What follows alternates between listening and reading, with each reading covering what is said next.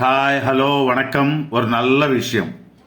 மகன் உயர்ந்தவனா அல்லது மருமகளா என்ற கேள்விக்கு என்னுடைய அனுபவத்திலே அடுத்த வீட்டு பெண்ணாக இருந்தாலும் மருமகளே.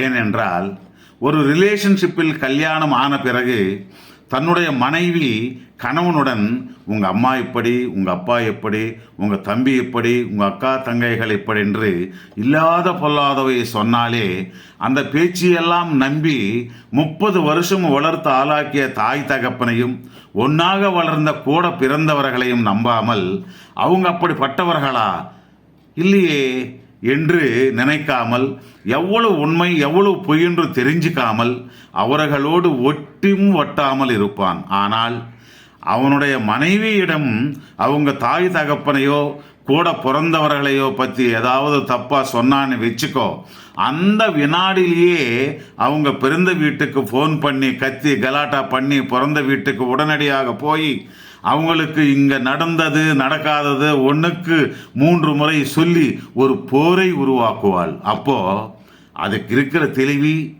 அவங்க மேலிருக்கிற பாசம் அன்பு இவனுக்கு இன்னொரு பிறவி எடுத்தாலும் வருமா? அதனால தான் அவங்க தாய் தகப்பனுக்கும் கூட பிறந்தவர்களுக்கும் நம்ம மருமகள் சாப்பிடுவதற்கு சோறு இல்லாமலும் இருந்தாலும் உயர்ந்த பேச்சுகள் சொல்லுவதாலே எனக்கு மருமகளே உயர்ந்தவள். இந்த சொற்பேச்சு கேட்டு தாய் தகப்பனுடனும் கூட பிறந்தவர்களுடனும் வேதங்களை வைத்து கொள்ளும் நம்ம மகனை விட பிறந்த வீட்டு கௌரவத்தை காப்பாற்றும் மருமகளே உயர்ந்தவள்.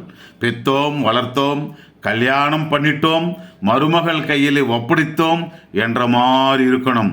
இல்லை என்றால் மற்றது நான் சொல்ல மாட்டேன்ப்பா, நீயே புரிஞ்சுக்கோ நண்பா. நன்றி.